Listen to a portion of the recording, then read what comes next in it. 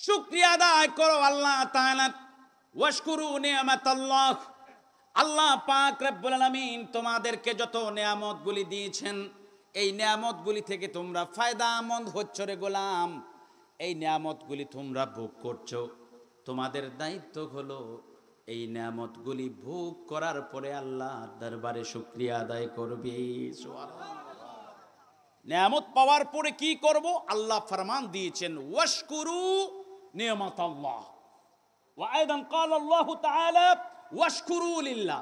আমরা যদি বলি রব্বুল আলামিন আপনি দয়া করে আমাদেরকে নিয়ামত দিলেন, এই নিয়ামতগুলি থেকে আমরা উপকৃত হই, আমরা যদি শুকরিয়া আদায় না করি তাইলে কি হবে?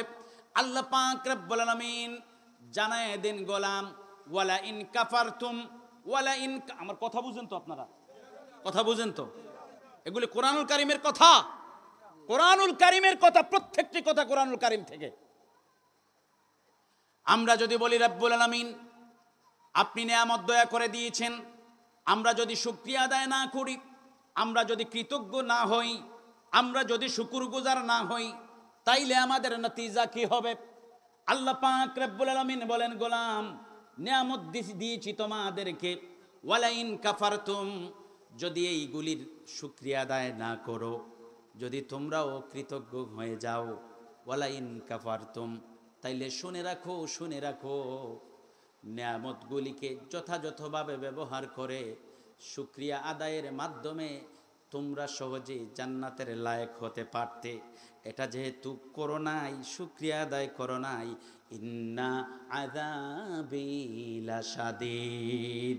আরে আমার গোলাম বান্দা বান্দিরা, আমার দেওয়া নিয়ামতগুলি ভোগ করার পরে যদি তোমরা শুকরিয়া আদায় না করো, যদি কৃতজ্ঞ না হও, তাইলে তোমাদের জন্য আমার শাস্তি আবশ্যক হয়ে গেল। আর তোমরা জেনে রাখো, জেনে রাখো, আমি যে শাস্তি দেব সাধারণ কোনো শাস্তি নয়, আমার দেওয়া শাস্তি সেটা তোমাদের জন্য হবে খুবই কঠিন। নাউজুবিল্লাহ। যদি শুকরিয়া আদায় না করি তাহলে কি হবে? আল্লাহ পাক বলেন ওয়ালা ইন কাফারতুম, ওয়ালা ইন কাফারতুম ইন্না আযাবি লাশাদীদ। আমরা যদি বলি রব্বুল আলামিন তোমার নিয়ামতগুলির আলোচনা আমরা করলাম, তোমার নিয়ামতগুলির ব্যবহার যথাযথভাবে আমরা করলাম, আমাদের কি হবে? যদি জানতে চাই, আল্লাহ পাক রব্বুল আলামিন ঘোষণার মাধ্যমে জানিয়ে দেন লা ইন শাকারতুম, লা ইন শাকারতুম, যদি শুকরিয়া আদায় করো, আল্লাহু আকবার বলেন, যদি তোমরা কৃতজ্ঞ হও, লা আযীদান্নাকুম। এরে গোলাম আমার নিয়ামতগুলি ভোগ করার পরে শুকরিয়া আদায় করেছ, কৃতজ্ঞতা প্রকাশ করেছ, শুকরগুজারির নমুনা তোমরা দেখিয়েছ। এরে গোলাম বান্দা বান্দিরা, যখনই শুকরিয়া আদায় করেছ, আমি মাওলা তোমাদের হায়াতটাকে পবিত্র করে দিয়েছি। সুবহানাল্লাহ। আমি মাওলা তোমাদের হায়াতের মধ্যে বরকত দিয়েছি। আমি তোমাদের জন্য যে নিয়ামতগুলি দিয়েছি, ওই নিয়ামতগুলির মধ্যে আরো বরকত দিয়েছি। সুবহানাল্লাহ বলেন। লা আযীদান্নাকুম, আমি আরো বাড়াই দেব। কে বলেন? শুকরিয়া আদায় করলে আমি আরো বাড়াই দেব। আমরা লাভের কারবারে আসি না নাই? শুকরিয়া আদায় না করলে আল্লাহ পাক বলেন ওনার শাস্তি কঠিন, ইন্না আযাবি লাশাদীদ। আর আদায় করলে বলেন লা আযীদান্নাকুম, বাড়াইয়া দেব। লাভের কারবারে আসি না নাই? কথা বলেন। তাহলে শুকরিয়া আদায় করলে আমাদের ফায়দা না ক্ষতি? আমাদের ফায়দা। আমরা যদি বলি রব্বুল আলামিন শুনেন, কোরআনুল কারীমের মধ্যে নেমক হারামদেরকে আল্লাহ পাক কেমন শাস্তির ভয় দেখিয়েছেন এবং মানুষ কেমনে নেমক হারাম হয়, নেমক হারামদের পরিচয় কেমনে বিলুপ্ত হয়ে যায়। ইমানদার মুসলমান যখন আল্লাহর নিয়ামতের শুকরিয়া আদায় করে না, তখন তার পরিচয়কে বিলুপ্ত করে দেন কে? কথা বলেন। বলবেন হুজুর এটা আবার কেমন কথা, এটা কেমন ওয়াজ? যে আমি নিয়ামতের শুকরিয়া আদায় করলাম না, আমার পরিচয়টা চলে গেল, আমার মুসলমানি পরিচয়, আমার ইমানদারি পরিচয়, আমি ইমানদার, আমি মুসলমান, আমার পরিচয়টা এই শুকরিয়া আদায়ের সাথে কি সম্পর্ক? হ্যাঁ, নিয়ামতের শুকরিয়া আদায়ের সাথে সুদৃঢ় সম্পর্ক। কেমন? আল্লাহ পাক রব্বুল আলামিন বলেন, কুলু মিন তাইয়্যিবাতি মা রাযাকনাকুম, কুলু মিন তাইয়্যিবাতি মা রাযাকনাকুম। এরে আমার গোলাম বান্দা বান্দিরা, আমার দেওয়া নিয়ামত তোমাদের জন্য যে হালাল এবং পবিত্র রিজিকগুলি দিয়েছি, তোমরা ওই রিজিকগুলিকে নিয়ামত হিসাবে ভেবে নিও, ধরে নিও। এই রিজিকগুলি তোমরা খাও। কে বলেন? পবিত্র রিজিকগুলি তোমরা খাও। আল্লাহ পাক বলেছেন, কুলু মিন তাইয়্যিবাতি মা রাযাকনাকুম ওয়াশকুরু লিল্লাহ। খাওয়ার পরে তোমাদের দায়িত্ব হলো আমার শুকরিয়া আদায় করবে। আমরা যদি বলি রাব্বুল আলামিন, যদি শুকরিয়া আদায় না করি তাইলে কি হবে? আল্লাহ পাক রব্বুল আলামিন বলেন, ইন কুনতুম ইয়াহু তা'বুদুন। সুবহানাল্লাহ। ও আমার গোলাম, তুমি তোমার পরিচয় দিচ্ছ তুমি আল্লাহর বান্দা, তুমি তোমার পরিচয় দিচ্ছ তুমি নবীর উম্মত, তুমি তোমার পরিচয় দিচ্ছ তুমি মুসলমান। আমরা দেই কি দেই না? আল্লাহ পাক বলেন, তুমি যেহেতু তোমার পরিচয় দাও তুমি একজন মুসলমান, তুমি এক আল্লাহর বান্দা, তুমি এক নবীর উম্মত, তুমি পরিচয় দাও তুমি ঈমানদার, তুমি পরিচয় দিচ্ছ তুমি দ্বীনদার, তুমি যে পরিচয়গুলি দিচ্ছ যদি সত্যিকার অর্থে তোমার জবানের কথা ঠিক থাকে, তোমার পরিচয়টা দেওয়া ঠিক থাকে, তাইলে অবশ্যই আল্লাহর দেওয়া নিয়ামতগুলি পাওয়ার পরে শুকরিয়া আদায় করবে। আর যদি পরিচয় দিয়ে নিয়ামতগুলি পাওয়ার পরে শুকরিয়া আদায় না করো, আল্লাহ পাক রব্বুল আলামিন বলেন, তোমার মুসলমানি কোনো পরিচয় থাকতে পারে না। কথা বুঝতে পেরেছেন? যে তুমি তো পরিচয় দিচ্ছ তুমি মুসলমান, ইন কুনতুম ইয়াহু তা'বুদুন, তুমি পরিচয় দিচ্ছ তুমি মুসলমান, তোমার জবানের কথা পরিচয় দেওয়া যদি সঠিক হয়ে থাকে তাইলে তুমি নিয়ামতের শুকরিয়া ওয়াশকুরু লিল্লাহ, নিয়ামতের শুকরিয়া আদায় করো। শুকরিয়া আদায় যদি না করো তাইলে তোমার এই মুসলমানি পরিচয় দেওয়ার মধ্যে কোনো সার্থকতা। আমার ভাইরা, আমার বাবারা, আল্লাহর দেওয়া অসংখ্য গণিত নিয়ামতের মধ্যে সর্বশ্রেষ্ঠ নিয়ামত নিয়ামতে উজমা, নিয়ামতে কুবরা। আল্লাহু আকবার বলেন। নিয়ামতের সংখ্যা আসেনি, নির্দিষ্ট কোনো সংখ্যা আসেনি, গণ্যা গণ্যা শেষ করা যাবে তো? কথা কন। এই আলোচনায় চলে আসলাম, এখন আমি মিলাদুন নবীর আলোচনায় চলে আসলাম। নিয়ামতের কোনো সংখ্যা নাই। আল্লাহর দেওয়া ঈমানদার গোলাম বান্দা বান্দি এবং মানব জাতের জন্য সংখ্যাগণিত নিয়ামত রয়েছে। এই সকল নিয়ামতের মধ্যে সবচেয়ে শ্রেষ্ঠ নিয়ামত নিয়ামতে উজমা কুবরা। বড় একটা আছে না নাই? সবকিছুর বড় একটা আছে না নাই? মানুষের মধ্যে দামি মানুষ আছে না নাই? গাছের মধ্যে দামি গাছ আছে না নাই? কথা কন। মাছের মধ্যে দামি মাছ আছে, জমিনের মধ্যে কম বেশ দামি আছে না নাই? আল্লাহর দেওয়া অসংখ্য নিয়ামতগুলির মধ্যে নিয়ামত রাজির মধ্যে সর্বশ্রেষ্ঠ একটা আছে না নাই? আওয়াজ করেন, আছে না নাই? আল্লাহ পাক রব্বুল আলামিনের দেওয়া অসংখ্য গণিত নিয়ামতের মধ্যে শ্রেষ্ঠতম নিয়ামত, সর্বশ্রেষ্ঠ নিয়ামত নিয়ামতে উজমা, নিয়ামতে কুবরা। সুবহানাল্লাহ বলেন। সবচেয়ে মহান নিয়ামত, সবচেয়ে বড় নিয়ামত রব্বুল আলামিন আমাদেরকে দান করেছেন। এই সবচেয়ে বড় শ্রেষ্ঠতম নিয়ামত যিনি, তিনি হচ্ছেন নবী মুহাম্মদুর রাসূলুল্লাহ সাল্লাল্লাহু আলাইহি ওয়াসাল্লাম। সবচেয়ে বড় নিয়ামত নবী মুহাম্মদুর। কেন তিনি সবচেয়ে বড়, সবচেয়ে মহান? লা মিসলা লাহু, আল্লাহর সৃষ্টির মধ্যে তার কোনো তুলনা। কথা বলেন, তুলনা। লা মিসলা লাহু ফি খালকিল্লাহ, আল্লাহর সৃষ্টির মধ্যে নবীজির মহানত্ব, শ্রেষ্ঠত্বের কোনো তুলনা অন্য কাউকে দিয়ে দেওয়া যাবে। জিবরাইল আলাইহিস সালাম দিয়ে দেওয়া যাবে? আজরাইল আলাইহিস সালাম দিয়ে?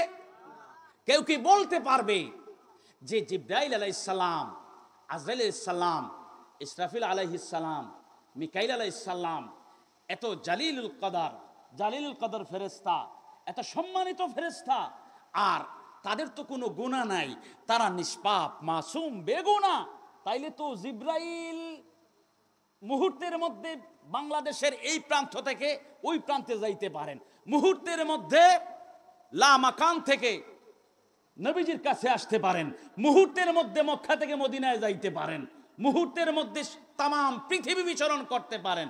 তাইলে তো জিবরাইল আলাইহিস সালাম নবীজির থেকে শ্রেষ্ঠ বলা যাবে? বলা যাবে? একটু ব্রেইন আর আকল একটু গভীরভাবে যদি কেউ খাটায়, আকল নিয়ে যদি চিন্তা করে, আকল নিয়ে যদি কেউ চিন্তা করে, খুব সহজে পেয়ে যাবে। আর যদি তার দুনিয়ার স্বার্থের চিন্তা থাকে, ওই মানুষটা নবীজিকে আপনার আমার থেকেও আরো আপনা করে দেবে। নাউজুবিল্লাহ বলেন। এত বড় মৌলবী এখন বাইরে হইছে বাংলাদেশে, বড় বড় মৌলবী, মাশাআল্লাহ, কিতাব পড়তে পারে। আর ওনাদের দাফট, ওনাদের কাজ হইল কি? কাজ এটাই যে নবীজিরে মোটামুটি একটা মাপকাঠিতে নিয়ে আসবেন। এমন কি কোনো মিজান আছে যে মিজান দিয়া নবীজিরে ওজন করা যাবে? কথা বলেন। এমন কি কোনো পাল্লা আছে?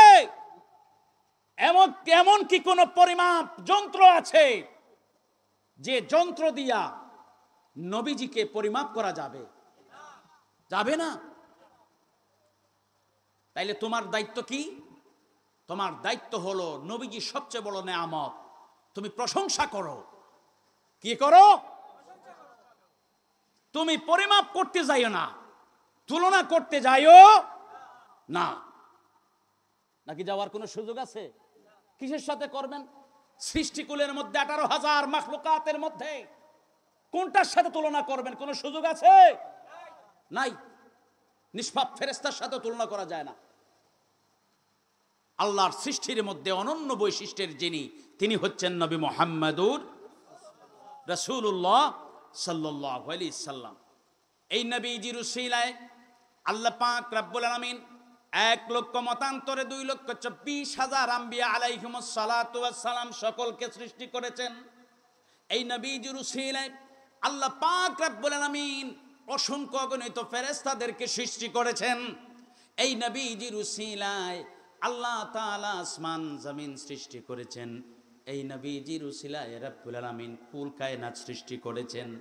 এই নবীজির উসিলায় আল্লাহ পাক রব্বুল আলামিন তার মনোনীত ধর্ম, এই নবীজির মাধ্যমে রব্বুল আলামিন একমাত্র মনোনীত ধর্ম ইসলামকে আমাদের মধ্যে দিয়েছেন। এই নবীজির উসিলায় আল্লাহ পাক রব্বুল আলামিন আমাদেরকে কুরআনুল কারীম দিয়েছেন। আওয়াজ করে বলি সুবহানাল্লাহ। যখন আপনি নবীজিকে নিয়ে চিন্তা করবেন, যেখানে নবীজি নগণ্য সেখানে কোরআন নগণ্য। কথা কন, কথা বুঝতে পেরেছেন?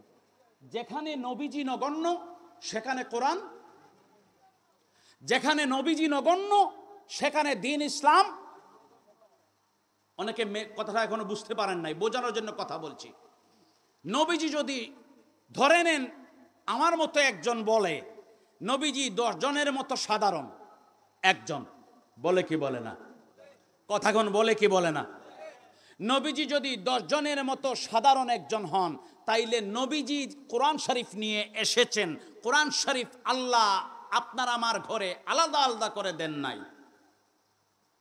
কথাক্ষণ কথা বলেন। কোরআনুল কারীম ইমানদার মুমিন মুসলমানদের অহংকার। আল্লাহু আকবার বলেন। দুনিয়ার বুকে বড় পণ্ডিতের সামনে আপনি কিচ্ছু জানেন না। শুনেন, আজ বলে দিচ্ছি, আপনি কিচ্ছু জানেন না, আপনি এত লেখাপড়াও করেন নাই।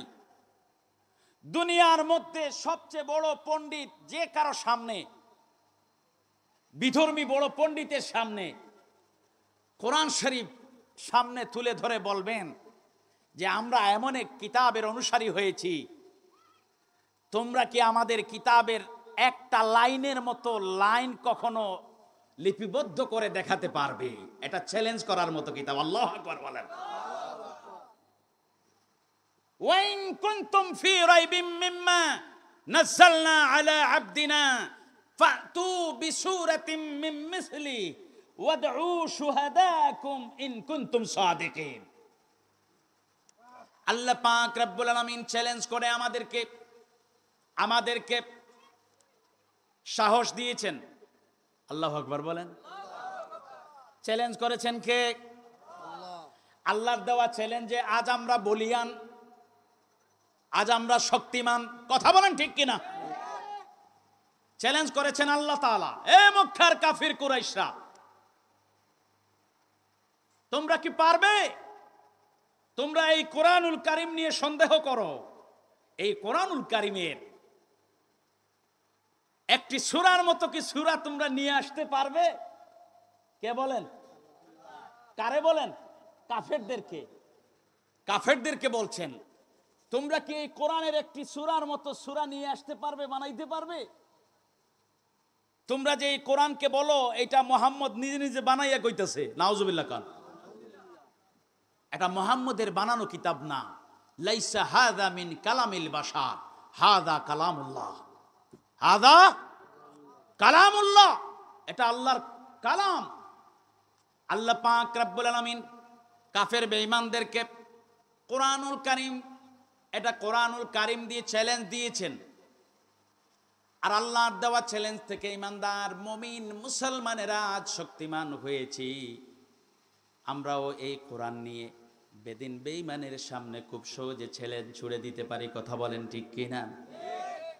আমার ভাইরা, আমার বাবারা, এই কোরআনুল কারীম আল্লাহ পাক রব্বুল আলামিন আপনার কাছে দেন নাই, আমার কাছে দেন নাই, বাংলাদেশের সবচেয়ে বড় শাইখুল হাদিসের কাছে দেন নাই, বাংলাদেশের রাইসুল মুফাসসিরিন যিনি, সকল মুফাসসিরদের সর্দার যিনি, ওই মুফাসসিরদের সর্দারের কাছেও এই কোরআন দেন নাই, বাংলাদেশের সবচেয়ে বড় ফকি যিনি মুফতি, ওই মুফতির কাছেও আল্লাহ পাক এই কোরআনুল কারীম দেন নাই।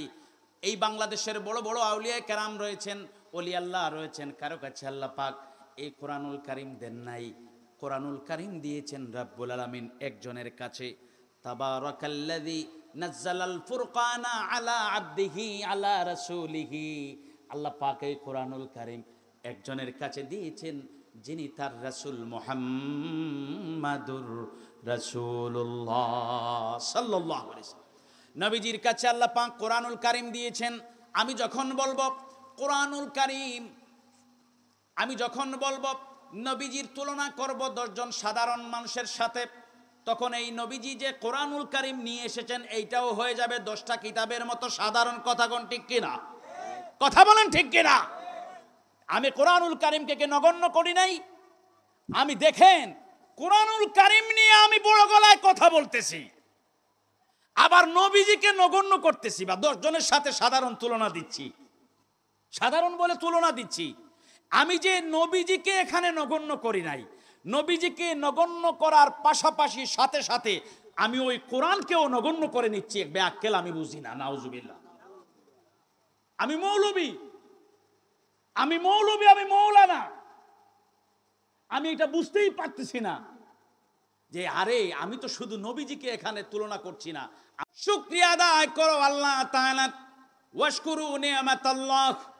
আল্লাহ পাক রব্বুল আলামিন তোমাদেরকে যত নিয়ামতগুলি দিয়েছেন, এই নিয়ামতগুলি থেকে তোমরা ফায়দামন্দ হচ্ছ রে গোলাম। এই নিয়ামতগুলি তোমরা ভোগ করছো, তোমাদের দায়িত্ব হলো এই নিয়ামতগুলি ভোগ করার পরে আল্লাহর দরবারে শুকরিয়া আদায় করবে। সুবহানাল্লাহ। নিয়ামত পাওয়ার পরে কি করব? আল্লাহ ফরমান দিয়েছেন ওয়াশকুরু নিয়ামাতাল্লাহ। ওয়া আইদান ক্বালা আল্লাহু তাআলা ওয়াশকুরু লিল্লাহ। আমরা যদি বলি রব্বুল আলামিন আপনি দয়া করে আমাদেরকে নিয়ামত দিলেন, এই নিয়ামতগুলি থেকে আমরা উপকৃত হই, আমরা যদি শুকরিয়া আদায় না করি তাইলে কি হবে? আল্লাহ পাক রব্বুল আলামিন জানায় দেন গোলাম, ওয়ালা ইন কাফারতুম ওয়ালা ইন, আমার কথা বুঝেন তো আপনারা? কথা বুঝেন তো? এগুলি কোরআনুল কারীমের কথা, কোরআনুল কারীমের কথা, প্রত্যেকটি কথা কোরআনুল কারীম থেকে। আমরা যদি বলি রব্বুল আলামিন আপনি নিয়ামত দয়া করে দিয়েছেন, আমরা যদি শুকরিয়া আদায় না করি, আমরা যদি কৃতজ্ঞ না হই, আমরা যদি শুকরগুজার না হই, তাইলে আমাদের নতিজা কি হবে? আল্লাহ পাক রব্বুল আলামিন বলেন, গোলাম নিয়ামত দিয়েছি তোমাদেরকে, ওয়ালাইন কাফারতুম, যদি এইগুলির শুকরিয়া আদায় না করো, যদি তোমরাও কৃতজ্ঞ হয়ে যাও, ওয়ালাইন কাফারতুম, তাইলে শুনে রাখো, শুনে রাখো, নিয়ামতগুলিকে যথাযথভাবে ব্যবহার করে শুকরিয়া আদায়ের মাধ্যমে তোমরা সহজে জান্নাতের লায়ক হতে পারতে। এটা যেহেতু করো নাই, শুকরিয়া আদায় করো নাই, ইন্না আযাবি লাশাদীদ। আরে আমার গোলাম বান্দা বান্দিরা, আমার দেওয়া নিয়ামতগুলি ভোগ করার পরে যদি তোমরা শুকরিয়া আদায় না করো, যদি কৃতজ্ঞ না হও, তাইলে তোমাদের জন্য আমার শাস্তি আবশ্যক হয়ে গেল।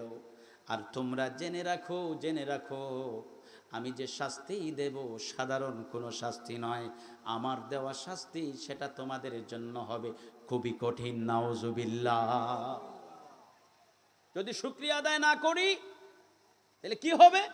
আল্লাহ পাক বলেন, ওয়ালা ইন কাফারতুম, ওয়ালা ইন কাফারতুম ইন্না আযাবি লাশাদীদ। আমরা যদি বলি রব্বুল আলামিন তোমার নেয়ামতগুলির আলোচনা আমরা করলাম, তোমার নেয়ামতগুলির ব্যবহার যথাযথভাবে আমরা করলাম, আমাদের কি হবে? যদি জানতে চাই, আল্লাহ পাক রব্বুল আলামিন ঘোষণার মাধ্যমে জানিয়ে দেন, লা ইন শাকারতুম, লা ইন শাকারতুম, যদি শুকরিয়া আদায় করো, আল্লাহু আকবার বলেন, যদি তোমরা কৃতজ্ঞ হও, লা আযীদান্নাকুম। এরে গোলাম, আমার নেয়ামতগুলি ভোগ করার পরে শুকরিয়া আদায় করেছ, কৃতজ্ঞতা প্রকাশ করেছ, শুকরগুজারির নমুনা তোমরা দেখিয়েছ। এরে গোলাম বান্দা বান্দিরা, যখনই শুকরিয়া আদায় করেছ, আমি মাওলা তোমাদের হায়াতটাকে পবিত্র করে দিয়েছি। সুবহানাল্লাহ। আমি মাওলা তোমাদের হায়াতের মধ্যে বরকত দিয়েছি। আমি তোমাদের জন্য যে নেয়ামতগুলি দিয়েছি, ওই নেয়ামতগুলির মধ্যে আরো বরকত দিয়েছি। সুবহানাল্লাহ বলেন। লা আযীদান্নাকুম, আমি আরো বাড়াই দেব। কে বলেন? শুকরিয়া আদায় করলে আমি আরো বাড়াই দেব। আমরা লাভের কারবারে আসি না নাই? শুকরিয়া আদায় না করলে আল্লাহ পাক বলেন ওনার শাস্তি কঠিন, ইন্না আযাবি লাশাদীদ। আর আদায় করলে বলেন লা আযীদান্নাকুম, বাড়াইয়া দেব। লাভের কারবারে আসি না নাই? কথা বলেন। তাহলে শুকরিয়া আদায় করলে আমাদের ফায়দা না ক্ষতি? আমাদের ফায়দা। আমরা যদি বলি রব্বুল আলামিন শুনেন, কোরআনুল কারীমের মধ্যে নেমক হারামদেরকে আল্লাহ পাক কেমন শাস্তির ভয় দেখিয়েছেন এবং মানুষ কেমনে নেমক হারাম হয়, নেমক হারামদের পরিচয় কেমনে বিলুপ্ত হয়ে যায়। ইমানদার মুসলমান যখন আল্লাহর নেয়ামতের শুকরিয়া আদায় করে না, তখন তার পরিচয়কে বিলুপ্ত করে দেন কে? কথা বলেন। বলবেন হুজুর এটা আবার কেমন কথা, এটা কেমন ওয়াজ? যে আমি নেয়ামতের শুকরিয়া আদায় করলাম না, আমার পরিচয়টা চলে গেল, আমার মুসলমানি পরিচয়, আমার ইমানদারি পরিচয়, আমি ইমানদার, আমি মুসলমান, আমার পরিচয়টা এই শুকরিয়া আদায়ের সাথে কি সম্পর্ক? হ্যাঁ, নেয়ামতের শুকরিয়া আদায়ের সাথে সুদৃঢ় সম্পর্ক। কেমন? আল্লাহ পাক রব্বুল আলামিন বলেন, কুলু মিন তাইয়্যিবাতি মা রাযাকনাকুম, কুলু মিন তাইয়্যিবাতি মা রাযাকনাকুম। এরে আমার গোলাম বান্দা বান্দিরা, আমার দেওয়া নেয়ামত তোমাদের জন্য যে হালাল এবং পবিত্র রিজিকগুলি দিয়েছি, তোমরা ওই রিজিকগুলিকে নেয়ামত হিসাবে ভেবে নিও, ধরে নিও। এই রিজিকগুলি তোমরা খাও। কে বলেন? পবিত্র রিজিকগুলি তোমরা খাও। আল্লাহ পাক বলেছেন, কুলু মিন তাইয়্যিবাতি মা রাযাকনাকুম ওয়াশকুরু লিল্লাহ। খাওয়ার পরে তোমাদের দায়িত্ব হলো আমার শুকরিয়া আদায় করবে। আমরা যদি বলি রব্বুল আলামিন যদি শুকরিয়া আদায় না করি তাইলে কি হবে? আল্লাহ পাক রব্বুল আলামিন বলেন, ইন কুনতুম ইয়াহু তা'বুদুন। সুবহানাল্লাহ। ও আমার গোলাম, তুমি তোমার পরিচয় দিচ্ছ তুমি আল্লাহর বান্দা, তুমি তোমার পরিচয় দিচ্ছ তুমি নবীর উম্মত, তুমি তোমার পরিচয় দিচ্ছ তুমি মুসলমান। আমরা দেই কি দেই না? আল্লাহ পাক বলেন, তুমি যেহেতু তোমার পরিচয় দাও তুমি একজন মুসলমান, তুমি এক আল্লাহর বান্দা, তুমি এক নবীর উম্মত, তুমি পরিচয় দাও তুমি ঈমানদার, তুমি পরিচয় দিচ্ছ তুমি দিনদার, তুমি যে পরিচয়গুলি দিচ্ছ যদি সত্যিকার অর্থে তোমার জবানের কথা ঠিক থাকে, তোমার পরিচয়টা দেওয়া ঠিক থাকে, তাইলে অবশ্যই আল্লাহর দেওয়া নিয়ামতগুলি পাওয়ার পরে শুকরিয়া আদায় করবে। আর যদি পরিচয় দিয়ে নিয়ামতগুলি পাওয়ার পরে শুকরিয়া আদায় না করো, আল্লাহ পাক রব্বুল আলামিন বলেন তোমার মুসলমানি কোনো পরিচয় থাকতে পারে না।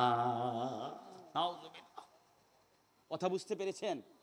যে তুমি তো পরিচয় দিচ্ছ তুমি মুসলমান, ইন কুনতুম ইয়াহু তা'বুদুন, তুমি পরিচয় দিচ্ছ তুমি মুসলমান, তোমার জবানের কথা পরিচয় দেওয়া যদি সঠিক হয়ে থাকে তাইলে তুমি নিয়ামতের শুকরিয়া ওয়াশকুরুলিল্লাহ, নিয়ামতের শুকরিয়া আদায় করো। শুকরিয়া আদায় যদি না করো তাইলে তোমার এই মুসলমানি পরিচয় দেওয়ার মধ্যে কোনো সার্থকতা। আমার ভাইরা, আমার বাবারা, আল্লাহর দেওয়া অসংখ্য গণিত নিয়ামতের মধ্যে সর্বশ্রেষ্ঠ নিয়ামত নিয়ামতে উজমা, নিয়ামতে কুবরা। আল্লাহু আকবার বলেন। নিয়ামতের সংখ্যা আসেনি, নির্দিষ্ট কোনো সংখ্যা আসেনি, গণ্যা গণ্যা শেষ করা যাবে তো? কথা কন। এই আলোচনায় চলে আসলাম, এখন আমি মিলাদুন নবীর আলোচনায় চলে আসলাম। নিয়ামতের কোনো সংখ্যা নাই। আল্লাহর দেওয়া ঈমানদার গোলাম বান্দা বান্দি এবং মানব জাতের জন্য সংখ্যাগণিত নিয়ামত রয়েছে। এই সকল নিয়ামতের মধ্যে সবচেয়ে শ্রেষ্ঠ নিয়ামত নিয়ামতে উজমা কুবরা। বড় একটা আছে না নাই? সবকিছুর বড় একটা আছে না নাই? মানুষের মধ্যে দামি মানুষ আছে না নাই? গাছের মধ্যে দামি গাছ আছে না নাই? কথা কন। মাছের মধ্যে দামি মাছ আছে, জমিনের মধ্যে কম বেশ দামি আছে না নাই? আল্লাহর দেওয়া অসংখ্য নিয়ামতগুলির মধ্যে নিয়ামত রাজির মধ্যে সর্বশ্রেষ্ঠ একটা আছে না নাই? আওয়াজ করেন, আছে না নাই? আল্লাহ পাক রব্বুল আলামিনের দেওয়া অসংখ্য গণিত নিয়ামতের মধ্যে শ্রেষ্ঠতম নিয়ামত, সর্বশ্রেষ্ঠ নিয়ামত নিয়ামতে উজমা, নিয়ামতে কুবরা। সুবহানাল্লাহ বলেন। সবচেয়ে মহান নিয়ামত, সবচেয়ে বড় নিয়ামত রব্বুল আলামিন আমাদেরকে দান করেছেন। এই সবচেয়ে বড় শ্রেষ্ঠতম নিয়ামত যিনি, তিনি হচ্ছেন নবী মুহাম্মদুর রাসূলুল্লাহ সাল্লাল্লাহু আলাইহি ওয়াসাল্লাম। সবচেয়ে বড় নিয়ামত নবী মুহাম্মদুর। কেন তিনি সবচেয়ে বড়, সবচেয়ে মহান? লা মিসলা লাহু, আল্লাহর সৃষ্টির মধ্যে তার কোনো তুলনা। কথা বলেন, তুলনা। লা মিসলা লাহু ফি খালকিল্লাহ, আল্লাহর সৃষ্টির মধ্যে নবীজির মহানত্ব শ্রেষ্ঠত্বের কোনো তুলনা অন্য কাউকে দিয়ে দেওয়া যাবে? জিবরাইল আলাইহিস সালাম দিয়ে দেওয়া যাবে? আজরাইল আলাইহিস সালাম দিয়ে? কেউ কি বলতে পারবে যে জিবরাইল আলাইহিস সালাম, আজরাইল আলাইহিস সালাম, ইসরাফিল আলাইহিস সালাম, মিকাইল আলাইহিস সালাম এত জালিলুল কদর ফেরেশতা, এত সম্মানিত ফেরেশতা, আর তাদের তো কোনো গুনাহ নাই, তারা নিষ্পাপ মাসুম বেগুনা, তাইলে তো জিবরাইল মুহূর্তের মধ্যে বাংলাদেশের এই প্রান্ত থেকে ওই প্রান্তে যাইতে পারেন, মুহূর্তের মধ্যে লা মাকান থেকে নবীজির কাছে আসতে পারেন, মুহূর্তের মধ্যে মক্কা থেকে মদিনায় যাইতে পারেন, মুহূর্তের মধ্যে তামাম পৃথিবী বিচরণ করতে পারেন। তাইলে তো জিবরাইল আলাইহিস সালাম নবীজির থেকে শ্রেষ্ঠ বলা যাবে? বলা যাবে? একটু ব্রেইন আর আকল একটু গভীরভাবে যদি কেউ খাটায়, আকল নিয়ে যদি চিন্তা করে, আকল নিয়ে যদি কেউ চিন্তা করে, খুব সহজে পেয়ে যাবে। আর যদি তার দুনিয়ার স্বার্থের চিন্তা থাকে, ওই মানুষটা নবীজিকে আপনার আমার থেকেও আরো আপনা করে দেবে। নাউজুবিল্লাহ বলেন। এত বড় মৌলবী এখন বাইরে হয়েছে বাংলাদেশে, বড় বড় মৌলবী, মাশাআল্লাহ, কিতাব পড়তে পারে। আর ওনাদের দাফট, ওনাদের কাজ হইল কি? কাজ এটাই যে নবীজিরে মোটামুটি একটা মাপকাঠিতে নিয়ে আসবেন। এমন কি কোনো মিজান আছে যে মিজান দিয়া নবীজিরে ওজন করা যাবে? কথা বলেন। এমন কি কোনো পাল্লা আছে? এমন কি কোনো পরিমাপ যন্ত্র আছে যে যন্ত্র দিয়া নবীজিকে পরিমাপ করা যাবে? যাবে না। তাইলে তোমার দায়িত্ব কি? তোমার দায়িত্ব হলো নবীজি সবচেয়ে বড় নেয়ামত, তুমি প্রশংসা করো। কি করো? তুমি পরিমাপ করতে যাইও না, তুলনা করতে যাইও না। নাকি যাওয়ার কোনো সুযোগ আছে? কিসের সাথে করবেন? সৃষ্টিকুলের মধ্যে 18,000 মাখলুকাতের মধ্যে কোনটার সাথে তুলনা করবেন? কোনো সুযোগ আছে? নাই। নিষ্পাপ ফেরেশতার সাথে তুলনা করা যায় না। আল্লাহর সৃষ্টির মধ্যে অনন্য বৈশিষ্ট্যের যিনি, তিনি হচ্ছেন নবী মুহাম্মদুর রাসূলুল্লাহ সাল্লাল্লাহু আলাইহি সাল্লাম। এই নবীজির উসিলায় আল্লাহ পাক রব্বুল আলামিন 1 লক্ষ মতান্তরে 2,24,000 আম্বিয়া আলাইহিমুস সালাতু ওয়াস সালাম সকলকে সৃষ্টি করেছেন। এই নবীজির উসিলায় আল্লাহ পাক রব্বুল আলামিন অসংখ্য অগণিত ফেরেশতাদেরকে সৃষ্টি করেছেন। এই নবীজির উসিলায় আল্লাহ তাআলা আসমান জমিন সৃষ্টি করেছেন। এই নবীজির উসিলায় রব্বুল আলামিন কুল কায়নাত সৃষ্টি করেছেন।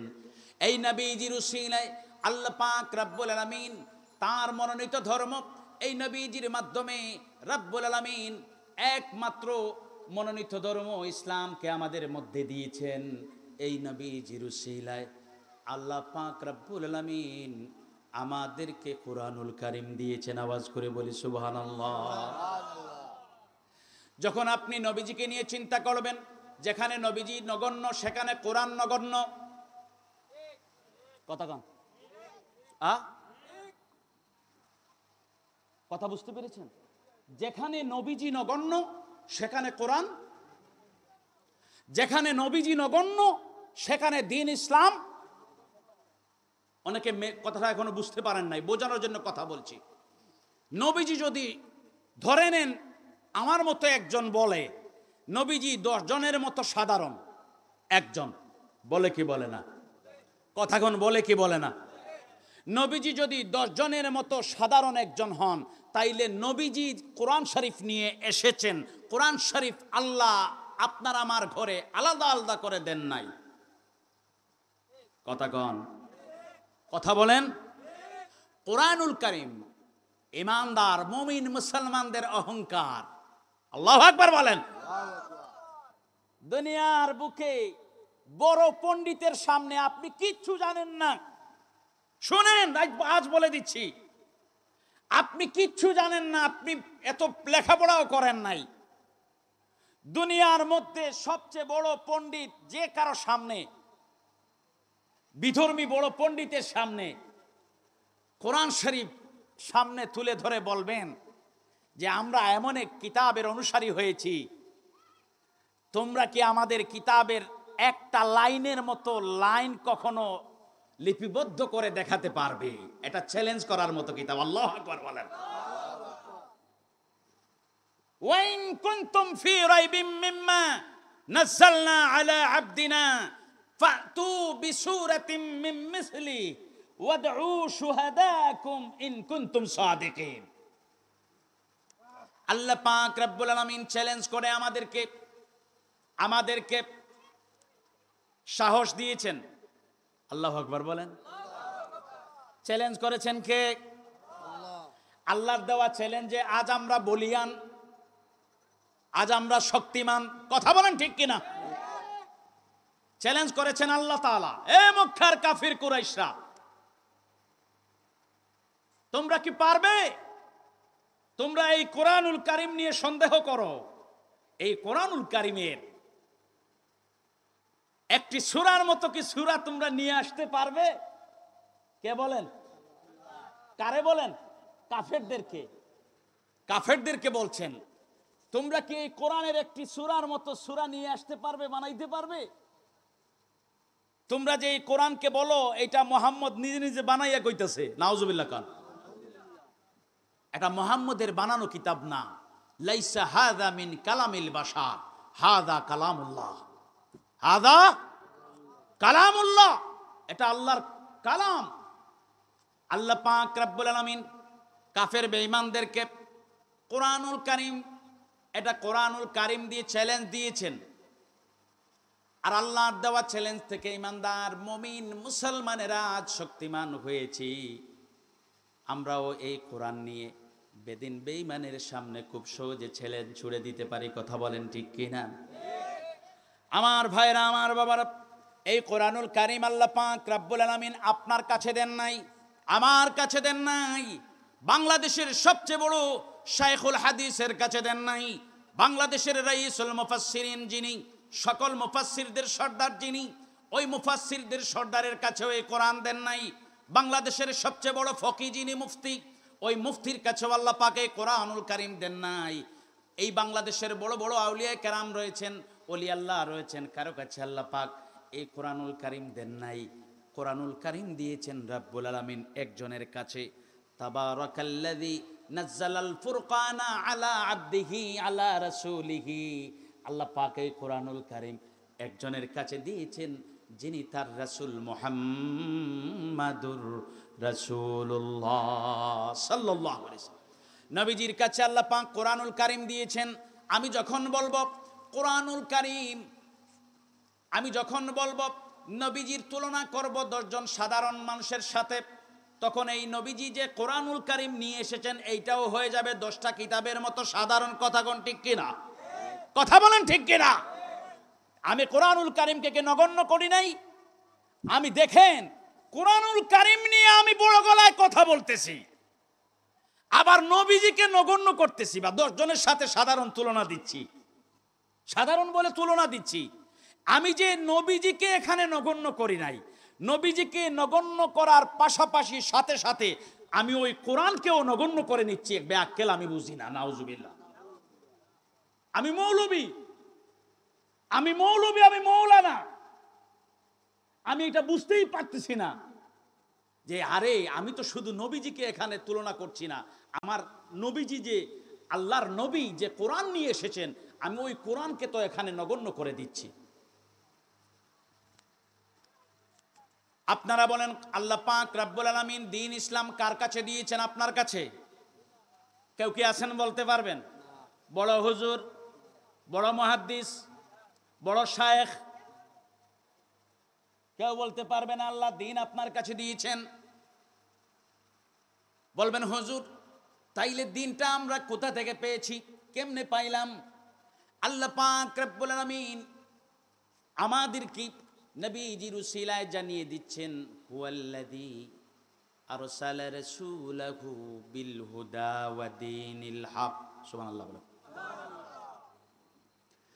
রব্বুল আলামিন বলেন, এরে দুনিয়ার মানুষ, আমার গোলাম বান্দা বান্দিরা, শুনে রাখো, শুনে রাখো, তোমাদের রব আমাদেরকে আল্লাহ পাক বলছেন, ও আমার গোলাম বান্দা বান্দিরা, তোমরা তোমাদের রবের পরিচয় একটু জেনে নাও। হুয়াল্লাযী হুয়াল্লাহুল্লাযী, অর্থাৎ তোমাদের রব তিনি এমন এক আল্লাহ, তিনি এমন এক মহান সত্তা, এমন এক মহান সত্তা। আরসালা রাসূলাহু, আল্লাযী আরসালা রাসূলাহু, যিনি পাঠিয়েছেন তার রাসূলকে, বিল হুদা আয় বিল কোরআনিল কারীম। বিল হুদা মানে কোরআনুল কারীম। এরে দুনিয়ার মানুষ, তোমরা তোমাদের রবের খবর একটু নাও। কে বলেন? আল্লাহ বলতেছেন আমাদেরকে, ও আমার বান্দারা, তোমরা তোমাদের মওলার খবর একটু নাও, জেনে রাখো। আমরা বলি আল্লাহ কি খবর জানবো? আল্লাহ পাক বলেন তোমাদের মওলা হচ্ছেন তিনি। সুবহানাল্লাহ বলেন। তোমাদের মওলা হচ্ছেন তিনি, আল্লাযী আরসালা, যিনি পাঠাইছেন। সুবহানাল্লাহ বলেন। যিনি তার রাসূলকে পাঠিয়েছেন বিল হুদা, হেদায়াত দিয়ে, ওয়া দীনিল হক, যিনি তার রাসূলকে কোরআন দিয়ে পাঠিয়েছেন এবং সত্য দিন দিয়ে পাঠিয়েছেন। আপনারা সকলে বলুন সত্য দিনের নাম কি? আওয়াজ করে বলুন সত্য দিনের নাম কি? যে ইসলামের উপর ওয়ারাদিতু লাকুমুল ইসলাম দীনা, যে ইসলামের উপর আল্লাহ পাক রব্বুল আলামিন সন্তুষ্ট হয়েছেন, আমাদের জন্য যে ধর্মকে আল্লাহ পাক রব্বুল আলামিন নির্বাচন করেছেন সেটার নাম কি? তাইলে ইসলাম দিয়েছেন আল্লাহ পাক নবীজির কাছে, আর নবীজির উসিলায় আমরা পেয়েছি ইসলাম ধর্ম, দিন ইসলাম। আওয়াজ করে বলুন সুবহানাল্লাহ। কোরআন আল্লাহ পাক আমার কাছে দেন নাই, দিন ইসলাম তাও আমার কাছে সরাসরি দেন। আল্লাহ পাক বলেন আমি আমার রাসূলের কাছে কোরআনও দিয়েছি, দিনও দিয়েছি। আল্লাহু আকবার বলেন। আরে দুনিয়ার মানুষ, তোমরা যারা দিন পাইতে চাও, আল্লাহর মনোনীত ধর্মের অনুসারী হতে চাও, আমার হাবিবের কাছে যাও। আরে দুনিয়ার মানুষ, তোমরা যারা কোরআন বুঝতে চাও, আমার হাবিবের কাছে যাও। তোমরা যদি এক আল্লাহর একত্ববাদের সংবাদ জানতে চাও, আমার হাবিবের কাছে যাও। তোমরা যদি আখিরাত সম্পর্কে জানতে চাও, আমার হাবিবের কাছে যাও। তোমরা যদি ফেরেশতার সম্পর্কে জানতে চাও, আমার হাবিবের কাছে যাও। তোমরা যদি নামাজ সম্পর্কে জানতে চাও, আমার হাবিবের কাছে যাও। এক কথায় আল্লাহ পাক রব্বুল আলামিন আমাদের জন্য যত হুকুম আহকাম রেখেছেন, কর্ম করার জন্য হুকুম রেখেছেন, একটা হুকুম দুনিয়ার কোনো মানুষ নিজের জ্ঞানে, নিজের ক্ষমতায় বাস্তবায়ন করতে পারে না। এই ক্ষমতা কোনো মানুষের নাই। যেমন আল্লাহ পাক বলেছেন আকিমুস সালাম, নামাজ প্রতিষ্ঠা করো। দুনিয়ার কোনো মানুষ নামাজ কোন জিনিস জীবনে খুঁজে পাবে না, কেননা কোরআনুল কারীমের মধ্যে আকিমুস সালাহ শব্দের সাথে, এই কালামের সাথে কোনো ছবি নাই। এখানের এই কথার সাথে কোনো ভিডিও ক্লিপ নাই যে ভিডিও ক্লিপ দেখে সে আকিমুস সালাহ করতে পারবে। দুনিয়ার মধ্যে কোনো মানুষ ইরকাউ, রুকু করো, রুকু বাস্তবায়ন করতে পারবে না। কেন পারবে না? কোনো কিছুর ছবি আল্লাহ পাক দেন নাই। এজন্য রাব্বুল আলামিন বলেন তুমি নামাজ কোন জিনিস যদি জানতে চাও, বুঝতে চাও, কাকে নামাজ বলে, নিজে নিজে তো পারবে না, আমার হাবিবের কাছে যাও। আমার হাবিবকে আমি দিন সহ দিয়েছি, কোরআন সহ দিয়েছি। তোমাকে দিন শিখাবেন, কোরআন শিখাবেন, আল্লাহর হুকুম নামাজ কেমনে আদায় করতে হয় ওই নামাজটা শিখিয়ে দেবেন। সুবহানাল্লাহ। নবীজি ছাড়া কি নামাজ পড়তে পারবো? তাহলে নেয়ামতে উজমা কুবরা নবী মুহাম্মদুর, যে নেয়ামতকে অস্বীকার করে আমার অস্তিত্ব, আপনার অস্তিত্ব, আমাদের একটা সত্তা আছে না নাই? আমাদের একটা পরিচয় আছে না নাই? আমাদের একটা অস্তিত্ব আছে না নাই? নবীজিকে বাদ দিয়ে আপনার আমার সত্তা, অস্তিত্ব, পরিচয় কোনো কিছুই কল্পনা করা যাবে? কেমনে কল্পনা করা যাবে না? এজন্য তো নবীজির আলোচনা বেশি হয়। আল্লাহ পাক বলেন ওয়ারাফা'না লাকা যিকরাক। ওগো আমার হাবিব, আমি আপনার আলোচনাকে সমুন্নত রেখেছি, সর্বত্র রেখেছি, সব কানে রেখেছি, গাছে গাছে রেখেছি, লতায় পাতায় রেখেছি, মাছে রেখেছি, বৃক্ষরাজিতে রেখেছি, পাহাড় পর্বতে রেখেছি। আল্লাহর কুল সৃষ্টি কায়নাতের মধ্যে, কুল সৃষ্টি কুল কায়নাতের মধ্যে আল্লাহ পাক বলেন আমি আমার তামাম সৃষ্টিকুলের মধ্যে আপনার আলোচনাকে রেখেছি। আওয়াজ করে বলুন সুবহানাল্লাহ। কেন এত আলোচনা? কেন? সহজ একটা জবাব, তামাম সৃষ্টিকুল হইতো না যদি এই একজন না হতেন। কথা বলেন ঠিক কিনা? আলোচনা কম হবে না বেশি? আলোচনা করে কি শেষ করা যাবে? শেষ করা যাবে না। হযরতে আদম আলাইহিস সালাতু ওয়াস সালাম, শুনে নেন, আদম আলাইহিস সালাতু ওয়াস সালাম মা হাওয়া আলাইহাস সালাতু ওয়াস সালাম থেকে যখন জুদা হয়েছেন, বিচ্ছিন্ন হয়েছেন, জান্নাতে একসাথে ছিলেন। কোথায় ছিলেন একসাথে? কথা অনেক লম্বা হয়ে যাবে। বুঝার জন্য বলতেছি। নবীজির মিলাদুন নবীর আলোচনা, নবীজির সৃষ্টির আলোচনা, নবীজির জন্মের আলোচনা, আগমনের আলোচনা, এটা তো মিলাদুন নবী। কথা বলেন ঠিক কিনা? এইটা আলোচনা করব না তো কার মিলাদ নিয়ে আলোচনা করব? সৃষ্টির আর কোন জিনিসের মিলাদ নিয়ে আলোচনা করব?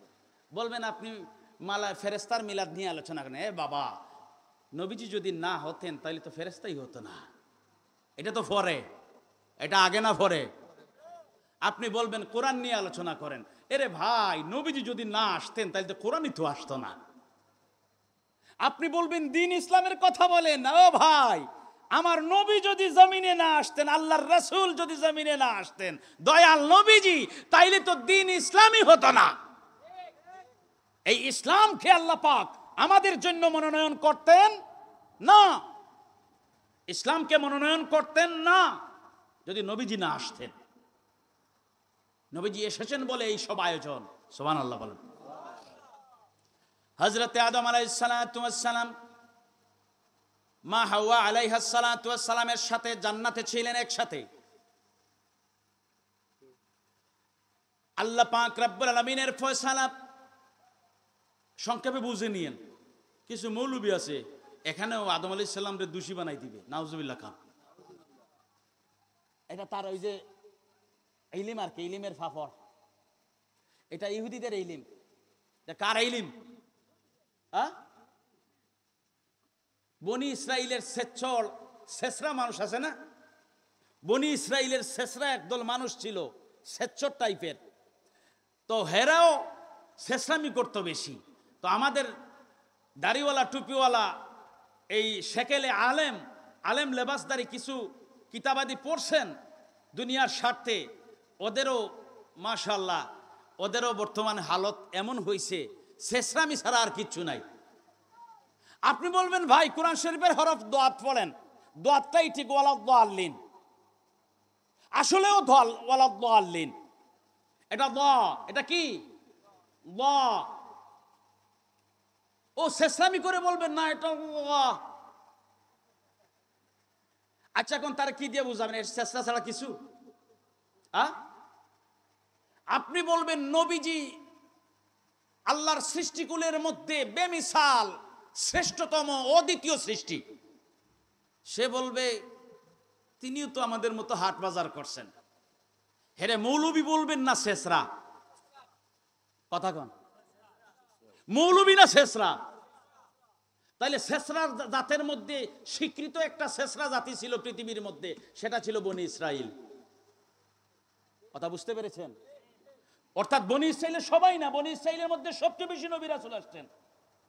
কিন্তু বনি ইসরাইলের মধ্যে যত নবী রাসূল আসছেন, দাওয়াতি কার্যক্রম যাদের মধ্যে চালিয়েছেন, সেই মানুষগুলির মধ্যে বেশিরভাগ প্রায় মানুষ ছিল শেষরা। 950 বছর দাওয়াত দিতে দিতে নূহ আলাইহিস সালাম 39 জন বা 40 জন, কি কয়? বুঝতে পেরেছেন তারা কেমন শেষরা? আমি কোরআন শরীফ থেকে একটা আয়াত বইলে পরিচয় দিতাম, কিন্তু ওইদিকে এখন আর যাচ্ছি না, দরকার নাই। দুরূদ শরীফ পড়ি, আল্লাহুম্মা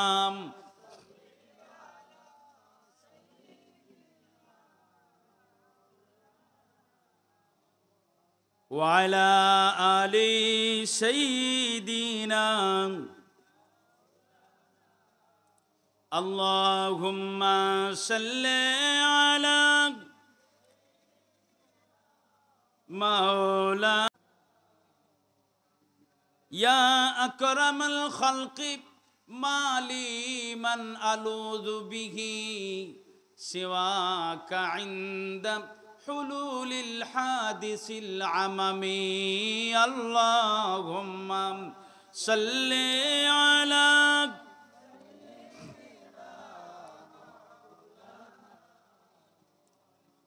ওয়া আলা আলি।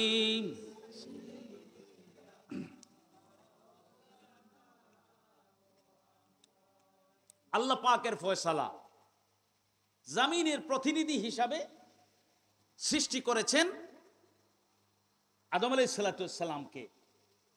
ইন্নী জাইলুম ফিল আরদি খলিফা। আল্লাহ পাক বলেন ফেরেশতাদেরকে আমি জমিনে প্রতিনিধি পাঠাবো। জমিনের জন্য আদম আলাইহিস সালামকে আল্লাহ পাক সৃষ্টি করেছেন, জান্নাতে রেখেছেন কিছুদিন, কয়েক বছর। এটা আল্লাহর ফয়সালা। কার ফয়সালা? এখানে আদম আলাইহিস সালাম কি করছেন, হাওয়া আলাইহিস সালাম কি করছেন, এটা আমার ইলমের ভিতরের বিষয় না, এটা খোলাবে না। জান্নাত থেকে আল্লাহ পাক রব্বুল আলামিন আদম আলাইহিস সালাতু ওয়াস সালামকে এবং হাওয়া আলাইহাস সালাতু ওয়াস সালামকে জমিনে পাঠিয়ে দিলেন। পৃথিবীর এক প্রান্তে আদম আলাইহিস সালাতু ওয়াস সালাম, অন্য স্থানে হযরতে হাওয়া আলাইহাস সালাতু ওয়াস সালাম জান্নাতে একসাথে ছিলেন। জমিনে একজনের থেকে একজন বিচ্ছিন্ন, জুদাই।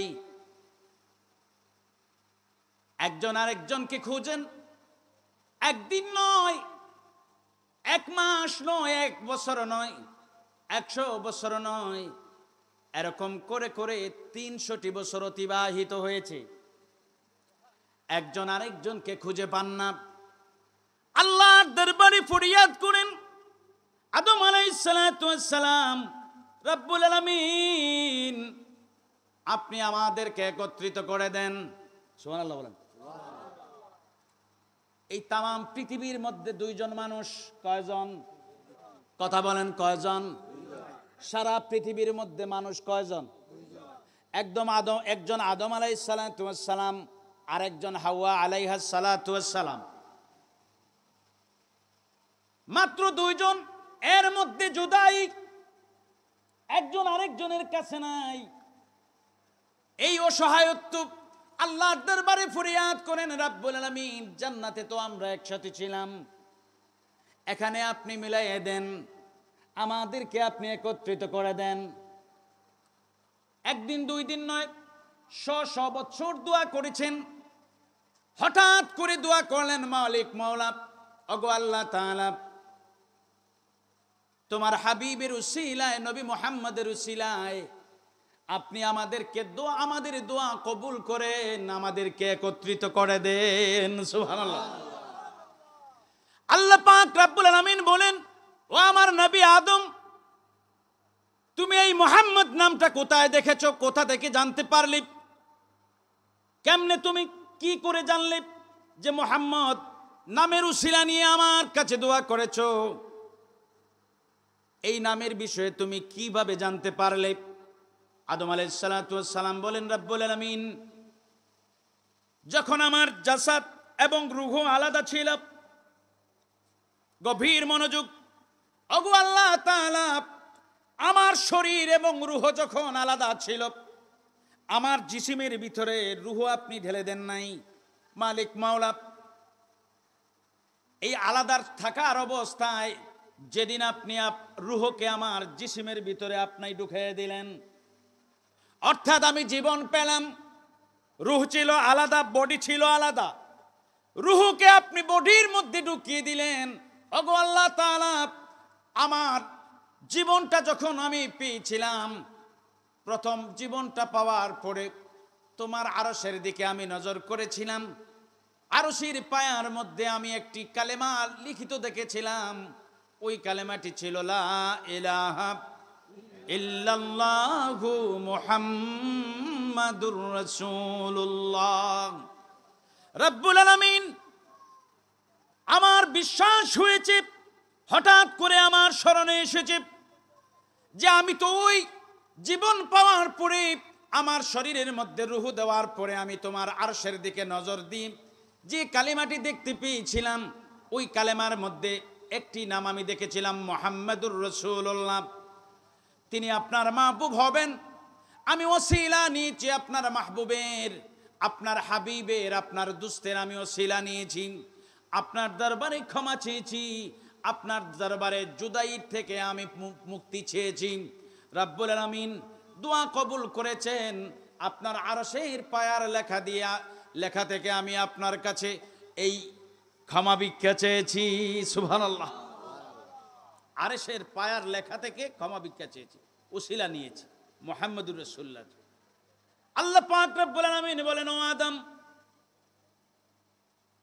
তুমি ঠিকই করেছো। ফালাউলা মুহাম্মাদুন আয় ওয়ালাউলা মুহাম্মাদুন, ও আদম লাউলা মুহাম্মাদুন, তুমি ঠিকই ওসিলা ধরেছ। সুবহানাল্লাহ বলেন। ওয়ালাউলা মুহাম্মাদুন মা খালাকতুক, ও আদম যদি মুহাম্মদ, আমি যদি মুহাম্মদকে সৃষ্টি না করতাম, ওয়ালাউলা মুহাম্মাদুন মা খালাকতুকা, যদি আমি মুহাম্মদকে সৃষ্টি না করতাম, তুমি আদমকেও আমি সৃষ্টি করতাম না। সুবহানাল্লাহ। এখন বলেন, আপনার আমার অস্তিত্ব নবীজি ছাড়া কি মানুষের কোনো অস্তিত্ব চিন্তা করা যাবে? কথা বলেন, চিন্তা করা যাবে? আমার অস্তিত্ব নবীজি ছাড়া চিন্তা করা যায় না। আমার সত্তা নবীজি ছাড়া চিন্তা করা যায়, আমার পরিচয় নবীজি ছাড়া চিন্তা করা যায় না। নবীজির উসিলায় আদম আলাইহিস সালাম, নবীজির উসিলায় তামাম মানবকুল। সুবহানাল্লাহ। সেই নবীজির আগমন উপলক্ষে, মিলাদুন নবী উদযাপন উপলক্ষে নবীজির আগমনী আলোচনা করার জন্য মাহফিল ইন্তজাম করেছেন। এটা কি আপনার ইচ্ছায়, নাকি নবীজির আগমন উপলক্ষে আল্লাহ পাক আসমানের মধ্যে মাহফিল ইন্তজাম করেছিলেন? আজকে যে এখানে মাহফিল হচ্ছে বাবা, আপনাদের গ্রামের নওজোয়ান আর মুরব্বী কয়েকজনের পরামর্শে, নিজেদের ইচ্ছায় এটা হচ্ছে না, নিজেদের সিদ্ধান্তে এটা হচ্ছে না। এই রেওয়াজ নবীজির আগমনী বিষয়ে আলোচনার জন্য মাহফিল শুধু কি এই গ্রামের মানুষগুলি নিজের ব্যক্তি সিদ্ধান্ত থেকে করছেন, নাকি এরকম মাহফিল ইন্তজাম আল্লাহ করেছিলেন? কথা বলেন। আল্লাহ পাক করেছিলেন। কোথায়? আসমানে। আল্লাহু আকবার বলেন। কোথায় করেছিলেন? আসমানের মধ্যে আল্লাহ পাক করেছিলেন। রব্বুল আলামিন বলেন, وَإِذْ أَخَذَ اللَّهُ مِيثَاقَ النَّبِيِّينَ لَمَا آتَيْتُكُم مِّن كِتَابٍ وَحِكْمَةٍ ثُمَّ جَاءَكُمْ رَسُولٌ مُصَدِّقٌ لِّمَا مَعَكُمْ لَتُؤْمِنُنَّ بِهِ وَلَتَنصُرُنَّهُ। সুবহানাল্লাহ বলেন। আল্লাহ পাক রব্বুল আলামিন যে নবীজির আগমন মিলাদুন নবী উদযাপন উপলক্ষে আপনারা মাহফিল করছেন এই কৌলা গ্রামে, এই কৌলা গ্রামের এই জমিনে, সেই নবীজি জমিনে আসবেন সেটা আলোচনা করার জন্য। নবীজি জমিনে এসেছেন আলোচনা করার জন্য আপনারা মাহফিল করেছেন এই কোলাউড়ার কওলায়। সেই নবীজি জমিনে আসবেন সেটা আলোচনা করার জন্য আল্লাহ পাক রব্বুল আলামিন আসমানের মধ্যে মাহফিল ইন্তজাম করেছেন। সুবহানাল্লাহ বলেন। সেই জগৎটা হচ্ছে রূহের জগৎ বা আজলের জগৎও বলা হয়। সেই রূহের জগতে আল্লাহ পাক রব্বুল আলামিন মাহফিল ইন্তজাম করেছেন। সেই মাহফিলে আপনি ছিলেন না, সেই মাহফিলে আমিও ছিলাম না। সেই মাহফিলে এই পৃথিবীর বর্তমানের 800 কোটি মানুষ ছিল না।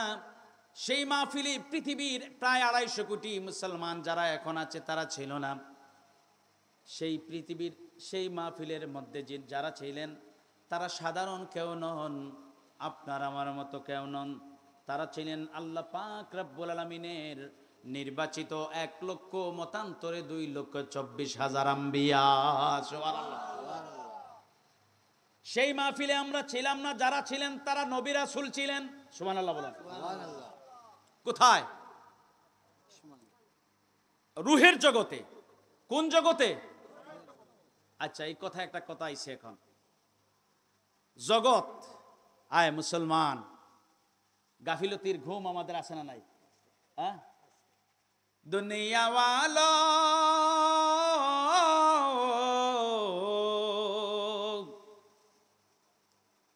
दुनिया वालों ये दुनिया तो दो दिन की है अल्लाह अल्लाह करो अल्लाह अल्लाह करो अल्लाह अल्लाह करो अल्लाह अल्लाह करो जिंदगानी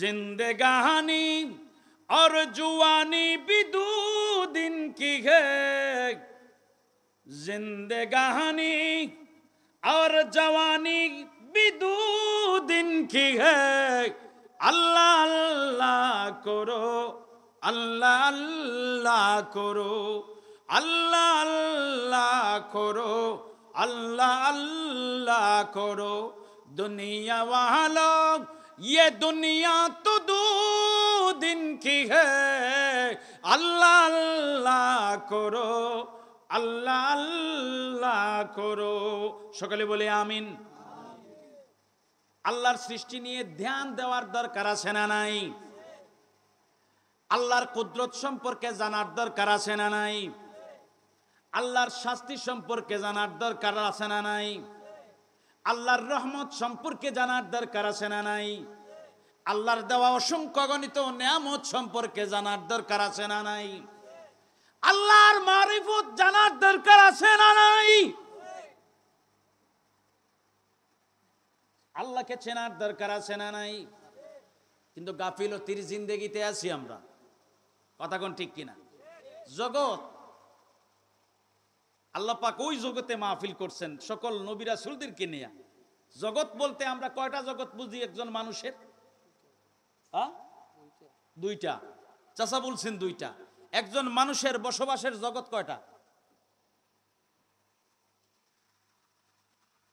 আমাদের বসবাসের জগৎ কয়টা আমাদের আমরা মানুষ তো আমরা কি কথা কন আমরা কি মানুষ বলেন আমরা কি ইনসান মানুষ একটু কথা বলবেন আমি চলে যাব বেশিক্ষণ বিরক্ত করব না প্রধান অতিথি সাহেব আসবেন আপনারা রেডি করেন আনোয়ারি ভাইকে রেডি করেন উনি আসবেন গুরুত্বপূর্ণ সুন্দর বয়ান করবেন আপনি আপনাদের সাথে আমি তো আমার মূল তো আসল তো সিলেটি কি কয় তো একটু গল্প করি আপনাদেরকে নিয়ে যদি একটা কথা বুঝাইতে পারি এটাই আমার সার্থকতা পুরো 1 ঘন্টা 1.5 ঘন্টা কথার ভিতরে একটা কথা যদি আমার থেকে আপনারা বুঝতে পারেন আমার জীবন সার্থক মাত্র একটা আমি 1000টা বুঝাতে চাই না একটা বোঝানোর জন্য 1000 কথা বলছি কথা বুঝতে পেরেছেন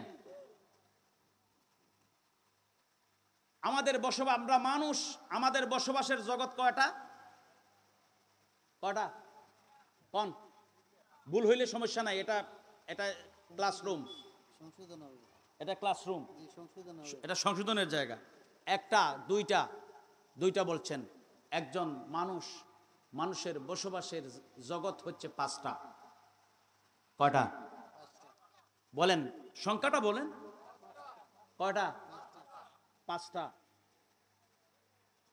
আমাদের বসবাসের প্রথম জগৎ হচ্ছে আলমে আরওয়াহ রূহের জগৎ কিসের জগৎ বলেন কিসের জগৎ দ্বিতীয় জগতের নাম হচ্ছে আলমে আরহাম আলমে রেহেম মায়ের পেটের জগৎ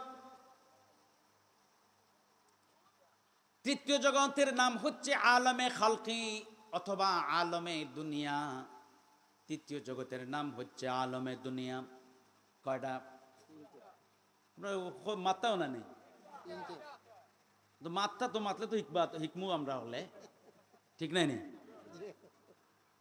1 নাম্বার জগতের নাম আলমে আরওয়াহ রূহের জগৎ এই জগতে আমরা ছিলাম নাকি ছিলাম না কথা এখন আমরা সবাই ছিলাম দ্বিতীয় জগতের নাম হচ্ছে আলমে রেহেম আলমে আরহাম মায়েদের পেটের জগৎ তৃতীয় জগতের নাম হচ্ছে আলমে দুনিয়া এই দুনিয়ার জিন্দেগি দুনিয়ার জগৎ চতুর্থ জগতের নাম হচ্ছে আলমে বারজাখ কবরের জগৎ কবরের জিন্দেগি পঞ্চম জগতের নাম হচ্ছে আলমে আখেরাত আখেরাতের জগৎ সেটা হচ্ছে পঞ্চম জগৎ শেষ জগৎ এই 5টি জগতের মধ্যে আমাদের বসবাস ইচ্ছায় অনিচ্ছায় আমাদের সকলকে বসবাস করতে হবে কেবলমাত্র হযরতে আদম আলাইহিস সালাতু ওয়াস সালাম ছাড়া তামাম সৃষ্টিকুলের মধ্যে ইনসান জাতে যত মানুষ রয়েছে সকলেই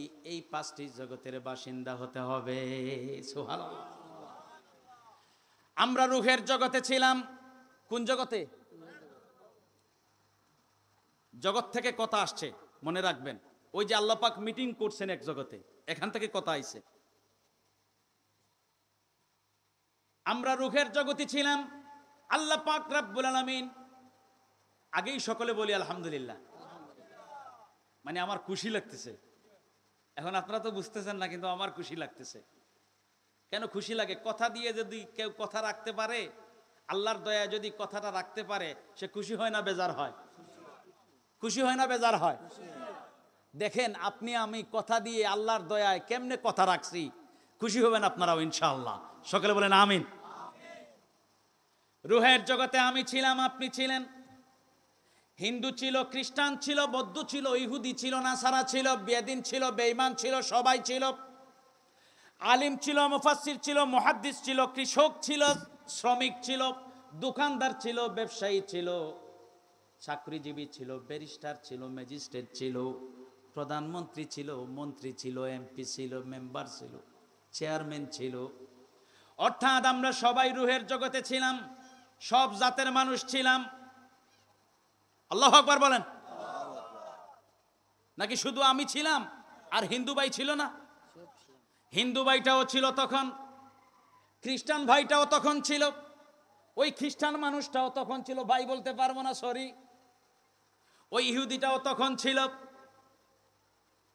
আমার ভাইরা, আমার বাবারা, রূহের জগতের মধ্যে যখন আমরা সবাই ছিলাম, সব জাতের সব ধর্মের মানুষ ছিলাম, সব পেশা সব শ্রেণীর মানুষ আমরা ওই জগতের মধ্যে যখন ছিলাম, আল্লাহ পাক রব্বুল আলামিন আমাদের কাছ থেকে একটি অঙ্গীকার নিয়েছিলেন, সত্যায়ন নিয়েছিলেন। রব্বুল আলামিন বলেছিলেন, আলাস্তু বিরাব্বিকুম, আমি কি তোমাদের রব নই? তখন হিন্দু ওই মানুষটাও বলেছিল, আপনি আমাদের রব। ইহুদি ওই মানুষটাও বলেছিল, আপনি আমাদের রব। খ্রিস্টান মানুষটাও বলেছিল, কালু বালা, কালু বালা, আমরা বলেছিলাম, ওগো আল্লাহ তাআলা আপনি আমাদের রব।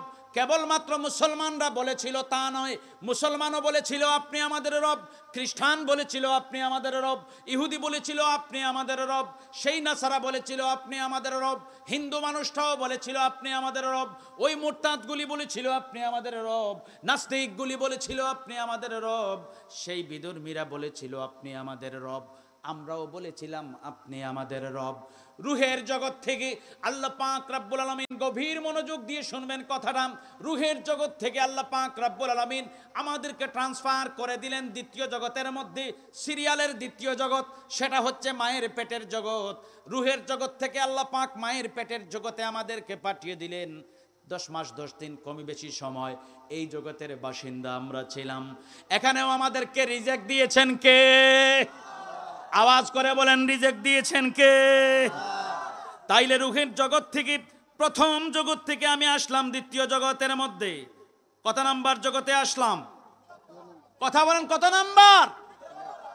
দ্বিতীয় জগতে কি করেছি না করেছি কিচ্ছু আমি জানি না। প্রথম জগতে আমি কি করেছি না করেছি আল্লাহর নবীর হাদিসের মাধ্যমে জানতে পেরেছি, আল্লাহর ঘোষণার মাধ্যমে জানতে পেরেছি। ওই জগতে আমি একটা অঙ্গীকার করেছিলাম, আল্লাহ তুমি আমাদের রব। এরপরে আর কি করেছি আমি জানি না। মায়ের পেটের জগতে আমি কি করেছি আমি জানি না। মেডিকেল সায়েন্সের বইগুলি পড়লে জানতে পারি আমরা কোন হালতে ছিলাম। আল্লাহর কালাম পড়লে জানতে পারি, নবীজির হাদিস শরীফ পড়লে জানতে পারি আমরা কেমন ছিলাম। মায়ের পেটের জগতের মেয়াদ শেষ হলো, দ্বিতীয় জগতের সফর শেষ। দ্বিতীয় জগতের সফর, কথা বলেন। আল্লাহ পাক কি করলেন? আল্লাহু আখরাজাকুম মিন বুতুনি উম্মাহাতিকুম লা তা'লামুনা শাইআ ওয়া জা'আলা লাকুমুস সামআ ওয়াল আবসারা ওয়াল আফইদা লাআল্লাকুম তাশকুরুন। দ্বিতীয় জগতের সফর শেষ, আল্লাহু আখরাজাকুম, আল্লাহ তোমাদেরকে বের করে দিয়েছেন, মিন বুতুনি উম্মাহাতিকুম, তোমাদের মায়ের পেট থেকে তোমাদেরকে বের করে দিয়েছেন। লা তা'লামুনা শাইআ, তোমরা কিছুই জানতে না।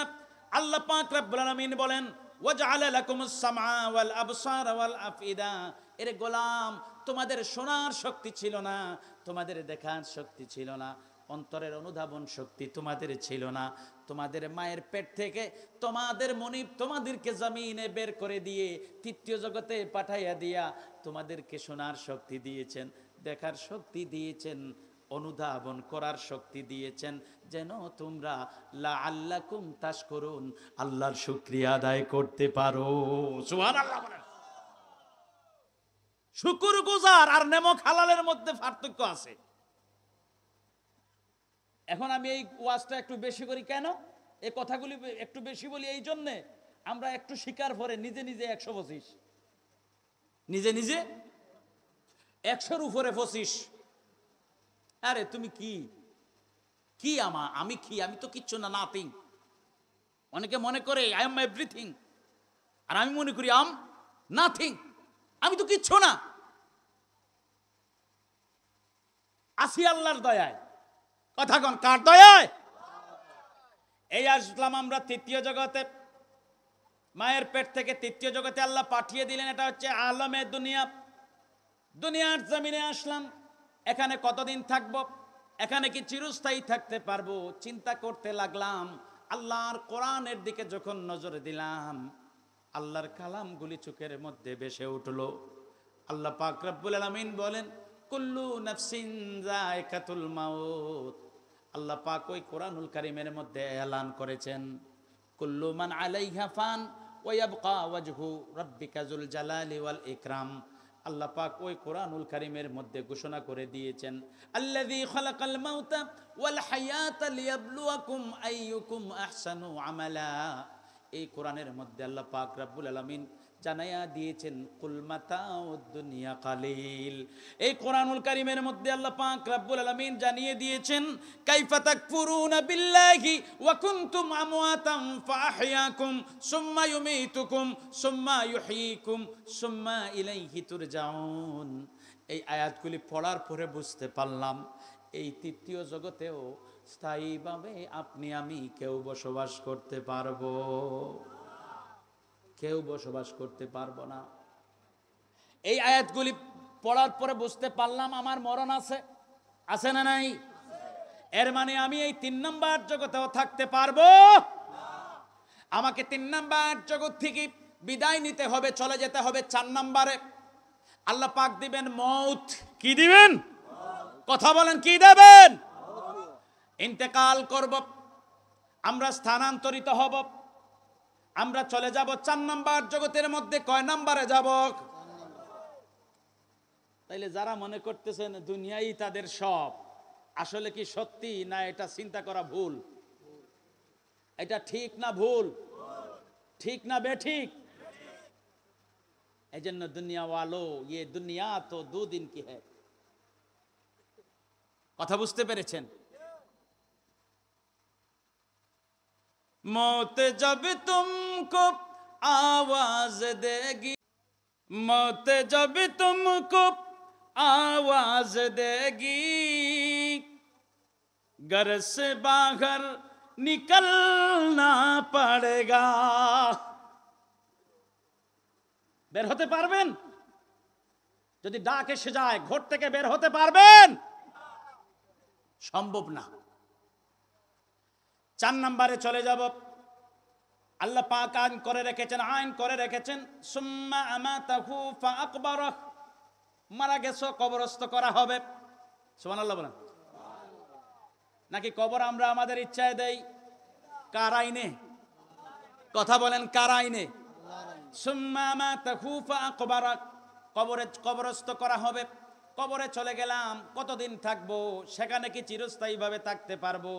আল্লাহ পাক রব্বুল আলামিন বলেন না না না, সুম্মা ইযা শাআ আনশারা।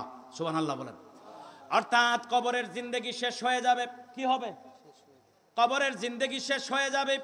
আল্লাহ পাক রব্বুল আলামিন যেদিন ইচ্ছা করবেন ইসরাফিল আলাইহিস সালাতু ওয়াস সালাম সিংহায় ফুৎকার দেবেন, মুহূর্তের মধ্যে কিয়ামত সংগঠিত হয়ে যাবে।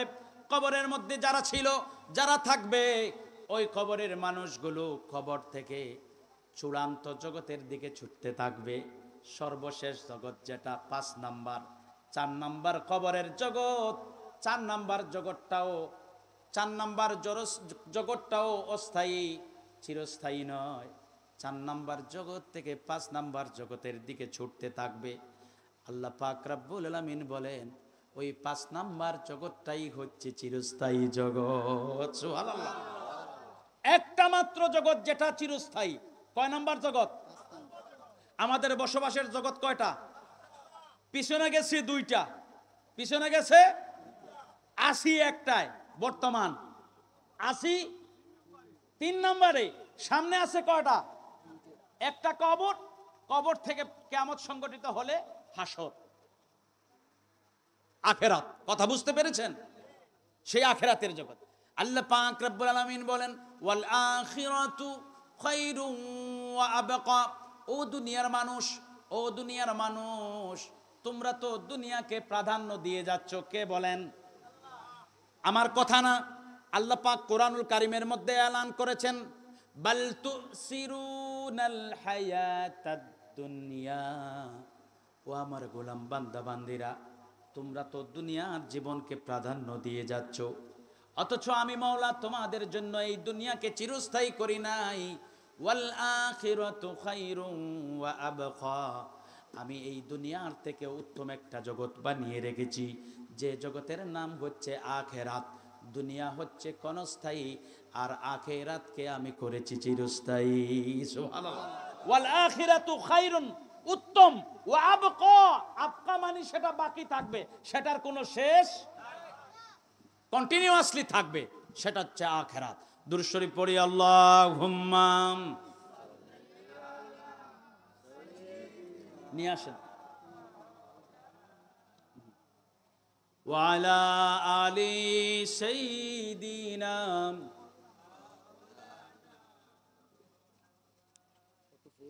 রূহের জগতের মধ্যে আল্লাহ পাক রব্বুল আলামিন অনুষ্ঠানের আয়োজন করেছেন। সকল নবী রাসূলগণ অনুষ্ঠানে হাজির। 1,24,24,000 পয়গাম্বর সকলেই ওই মাহফিলের মধ্যে হাজির। আয়োজন করেছেন আল্লাহ তাআলা। সকল নবী রাসূলদের কাছ থেকে অঙ্গীকার নেবেন। কিসের অঙ্গীকার? জমিনে আসার পরে বড় ব্যবসা পরিচালনা করবেন, ব্যবসার অঙ্গীকার। না না না, ব্যবসার কথা না।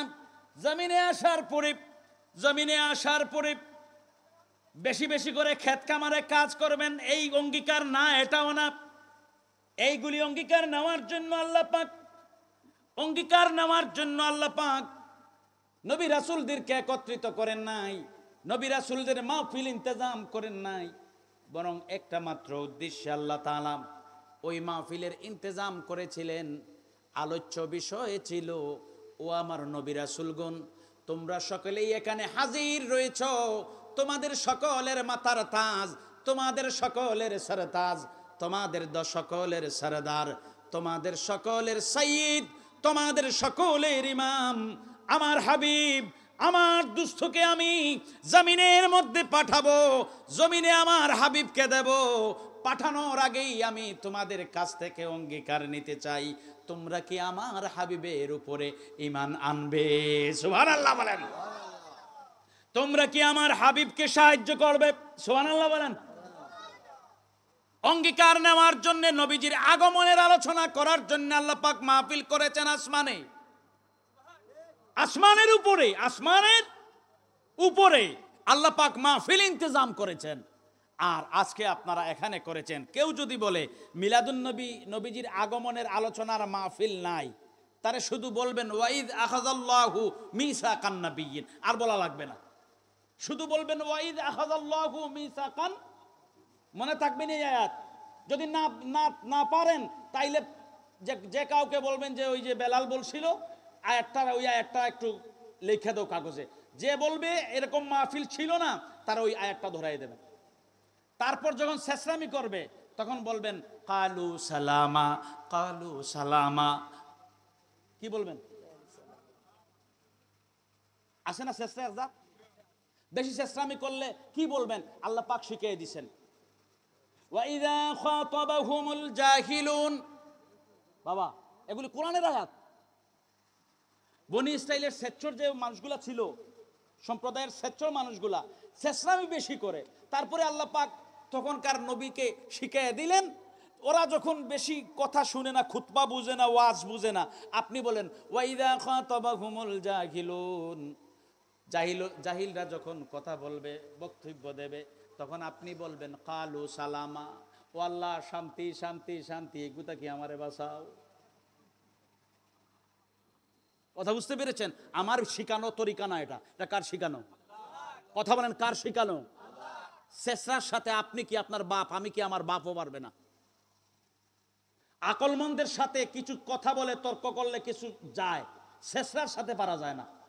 ব্যাককেলের সাথে তর্ক মানে কিছু বুঝাইলে ব্যাককেলও এক সময় বুঝে, শেষরা বুঝে না। কথা বুঝতে পেরেছেন? নবীজির আলোচনা হয়েছে, নবীজি জমিনে আসবেন। কোথায় আসবেন? এই জমিন ছিল অন্ধকারের জমিন, আইয়ামে জাহিলিয়াত, অন্ধকারের যুগ, বর্বরতার যুগ, নিষ্ঠুরতার যুগ, পৈশাচিকতার যুগ, নির্মমতার যুগ, নির্যাতনের যুগ, নিপীড়নের যুগ। মানুষ মানুষকে মানুষ হিসাবে মূল্যায়ন করত না, মানুষ মানুষকে নগণ্য হিসাবে তুচ্ছ-তাচ্ছিল্য ভাবত। কন্যা সন্তানদেরকে জীবন্ত কবর দেওয়া হতো নবীজি আসার আগে। নিজের স্ত্রীকে জুয়ার দানে বাজি ধরা হতো। সুন্দরী কুমারী যুবতী নারীদেরকে নিয়ে বাজারে হাট বসানো হতো। বিত্তবান মানুষ, দিনারওয়ালা, দেরহামওয়ালা, টাকাওয়ালা, পয়সাওয়ালা, ধনাঢ্য মানুষগুলি ওই সুন্দরী যুবতী কুমারী নারীদেরকে খরিদ করে নিয়ে যেত। আপনার আমার মায়ের জাতের ইজ্জত সম্মান বলতে কিছুই ছিল না।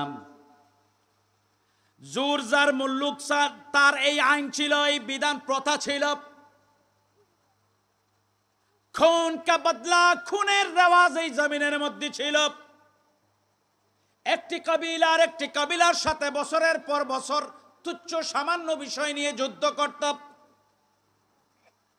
হযরত কায়েদ বিন আসিম রাদিয়াল্লাহু তাআলা আনহু বলেন, ইমানদার হওয়ার পরে, মুসলমান হওয়ার পরে নবীজিকে বলেন, নবী গো, আমি আমার 8টা কন্যা সন্তানকে জীবন্ত কবর দিয়েছি।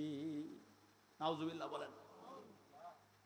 নবীজির আগমনের আগের সময়ের কথা ঐতিহাসিকগণ বলেছেন, এই যুগ আর আলোর যুগ হতে পারে না, এটা অন্ধকারের যুগ, এটা আইয়ামে জাহিলিয়াত। এটা কি আইয়ামে? এটা অন্ধকারের যুগ। সেই পৃথিবীর অন্ধকারকে দূর করে দেওয়ার জন্য মা আমেনার নয়নের মণি, আখির তারা, এই পৃথিবীর আলো, পৃথিবীর রোশনি নবী মুহাম্মদুর রাসূলুল্লাহ সাল্লাল্লাহু আলাইহি ওয়াসাল্লামকে আল্লাহ পাক রব্বুল আলামিন 570 খ্রিস্টাব্দের রবিউল আউয়াল মাসের সোমবার সুবহে সাদিকের সময় এই জমিনে পাঠাইয়া দিয়েছেন। সুবহানাল্লাহ। এই কন্যা সন্তানদেরকে জীবন্ত কবর দেওয়া থেকে মুক্তি দেওয়ার জন্য, কন্যা সন্তানদের জীবন্ত কবর দেওয়ার প্রথা জমিন থেকে উঠে দেওয়ার জন্য, আমার মায়ের জাতের ইজ্জত প্রতিষ্ঠিত করার জন্য, কুমারী সুন্দরী যুবতী নারীদের হুরমত রক্ষা করার জন্য আল্লাহ পাক রব্বুল আলামিন একজন রক্ষক হিসাবে, একজন ত্রাণকর্তা হিসাবে, মুক্তিদাতা হিসাবে নবীজিকে জমিনে পাঠিয়েছেন। যে নবীজির জীবনের আগে পিছনে কোনো গুনাহ নাই, যে নবীজির জীবনে নামাজের কোনো হিসাব দিতে হবে না, যে নবীজির জীবনের কথার কোনো হিসাব দিতে হবে না, যে নবীজি আপনার আমার সুপারিশ করনেওয়ালা, আউয়ালু শাফিআ ওয়া আউয়ালু মুশাফফা, এই নবী সাল্লাল্লাহু আলাইহি ওয়াসাল্লামকে আল্লাহ পাক রব্বুল আলামিন আমাদের মুক্তির জন্য, এই আমরা অমানুষদেরকে মানুষ করার জন্য এই জমিনে পাঠিয়ে দিয়েছেন। সুবহানাল্লাহ। নিজের মেয়ের একজন জীবন্ত কবর দেয়, সে কি মানুষ? কথা কন, একই মানুষ? অমানুষ। মা আমেনা রাখির তারা, আমার নবী মুহাম্মদ, আল্লাহ তাআলার দোস্ত পিয়ারা, আমার নবী মুহাম্মদ, মা আমেনা রাখির তারা, আমার নবী মুহাম্মদ এলেন নবী আধার দেশে, আলোর কুসুমে ফুটলো ঘেসে, অন্ধকারে আলোর সারা,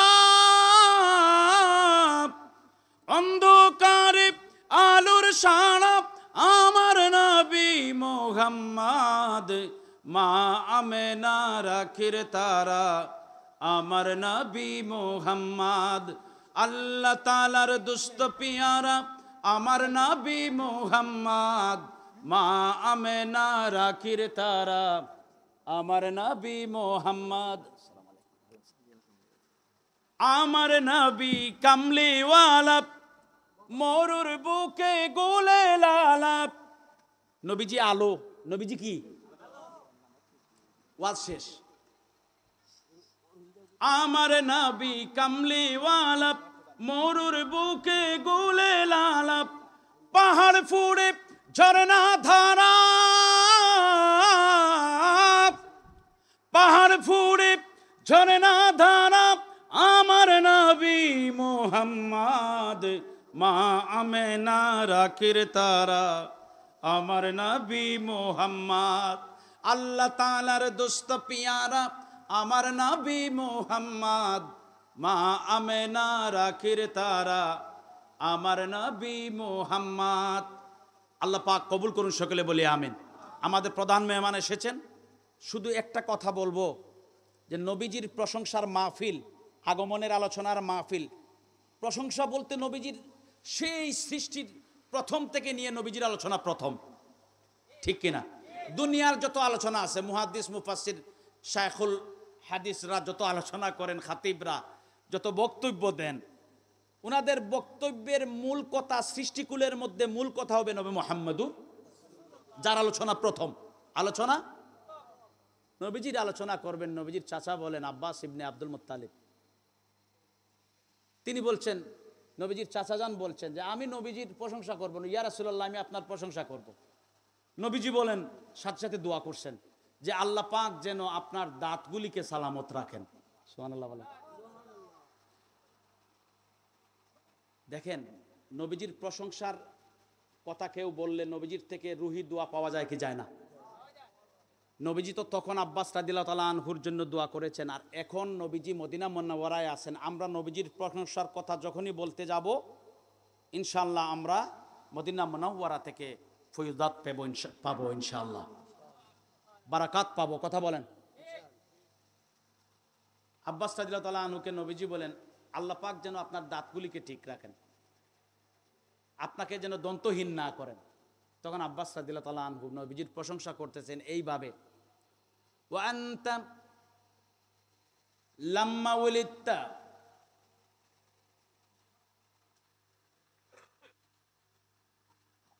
আশরাকাতিল আরদু, আপনি যখন জন্মগ্রহণ করেছেন পৃথিবী আলোকিত হয়েছে। ওয়াদাআত বিনুরিকাল উফুক, অর্থাৎ আপনি আল্লাহর পক্ষ থেকে এমন এক নূর, যখনই আপনি জমিনের মধ্যে তাশরিফ এনেছেন, মুহূর্তের মধ্যে এই জমিনের অন্ধকারগুলি দূর হয়ে পৃথিবীর এক প্রান্ত থেকে আরেক প্রান্ত আপনার নূরে আলোকিত হয়েছে। সুবহানাল্লাহ। তিনি হচ্ছেন নবী মুহাম্মদুর রাসূলুল্লাহ সাল্লাল্লাহু আলাইহি ওয়াসাল্লাম। ওয়াদাআত বিনুরিকাল উফুক, আপনার নূরের আলোয় পৃথিবী আলোকিত হয়েছে। তাহলে আমরা মানুষ, আমাদের অস্তিত্ব, আমি মৌলবী, আমি মিয়া সাহেব, সিলেটি ভাষায় আমি মে সাহেব, আমি হুজুর, আমার অস্তিত্ব নবী দিয়া। আমার অস্তিত্ব কারে দিয়া? আর নবী দিয়া আমার অস্তিত্ব দিছেন কে? অস্তিত্ব দেনেওয়ালা একজন, আর আমার অস্তিত্ব হওয়ার পেছনে মাধ্যম একজন। মাধ্যম নবী মুহাম্মদ রাসূলুল্লাহ সাল্লাল্লাহু আলাইহি ওয়াসাল্লাম। আল্লাহ পাক কবুল করুন। নবীজির মিলাদ উপলক্ষে মাহফিল ইন্তজাম করলে আপনারা আসবেন, শুনবেন। শুনলে নবীজির নজরে করম আপনার আমার ভাগ্যে নসিব হবে। নজরে করম, নজরে মানি দয়ার নজর, মায়ার নজর, প্রেমের নজর, মহব্বতের নজর। নবীজির মায়ার নজর চাই কি চাই না? আল্লাহুম্মা আমিন। রব্বানা যালামনা আনফুসানা ওয়া ইল্লাম তাগফির লানা ওয়া তারহামনা লানাকুনান্না মিনাল খাসিরিন। हर खता पे शर्म सर हो मैं, ए खुदाया गुनाहगार हो मैं, जाने कर हर खता पे शर्म सर हो मैं, ए खुदाया गुनाहगार हो मैं, इन दुआओं में ऐसा असर दे, रब्बे काबा मुझे माफ़ कर दे, रब्बे काबा हमारे माफ़ कर दे। हाथ जोड़े आए खुदा में हाजिरे दरबार हो, बंदेगा तेरे में या रब मैं बड़ा बदकार हो। रब्बना इग़फिर लना व लिवालिदैया वरहमहुमा कमा रब्बयानी सगीरा, रब्बिरहमहुमा कमा रब्बयानी सगीरा। আল্লাহ তাআলা তোমার হাবিবের প্রশংসা আমি এই নগণ্য এই জবান দিয়ে যা করতে চেষ্টা করেছে তুমি কবুল আর মঞ্জুর করে না। এই জবানে তোমার হাবিবের প্রশংসার গানগুলি বারবার উচ্চারিত হওয়ার তৌফিক নসিব ফরমাও। আমাদের পক্ষ থেকে লাখো কোটি দুরূদ আর সালাম সোনার মদিনায় নবীজির রওদায়ে তাহরে পৌঁছে দাও। আমাদের কবরবাসী মুর্দেগানদেরকে মাফ ফরমাও। জিন্দা বিমারি যারা রয়েছেন বিমারিদেরকে শিফায়ে কামিলা আজলানাত ফরমাও। আল্লাহ তাআলা উলামায়ে হক্কানি যারা দ্বীনের প্রচার সুন্নিয়তের বয়ান কাজগুলিকে দাওয়াতি কর্ম চালিয়ে যাচ্ছেন, তুমি তোমার মকবুল মাহবুব বান্দাদের এই বয়ানের মধ্যে তারাক্কি নসিব ফরমাও। আল্লাহ তাআলা হায়াতের মধ্যে বরকত নসিব ফরমাও। রব্বুল আলামিন যেখানে রাখো, যেভাবে রাখো, যখন রাখো, তোমার নামের উপর তোমার হাবিবের মহব্বতের উপর আমাদের দাইমার কায়েম থাকার তৌফিক নসিব ফরমাও। আমাদের মুর্শিদ কিবলার দারাজাত বুলন্দ ফরমাও। সাবজাদা গুণের হায়াতে তাইয়্যিবা নসিব ফরমাও। আয় আল্লাহ আমাদেরকে তোমার গোলামির জিন্দেগি নসিব ফরমাও। মালিক তোমার গোলাম বলে পরিচয় দেই, তোমার গোলাম বলে পরিচয় দেই, তোমার হাবিবের উম্মত বলে পরিচয় দেই। এই পরিচয়টা নিয়ে যেন কাল ময়দানে মাশরে উঠতে পারি, এমন আমল করার তৌফিক নসিব ফরমাও। বিফদলি সুবহান রাব্বিকা রাব্বিল ইজ্জাতি আম্মা ইয়াসিফুন ওয়া সালামুন আলাল মুরসালিন ওয়াল হামদুলিল্লাহি রাব্বিল আলামিন। আমিন।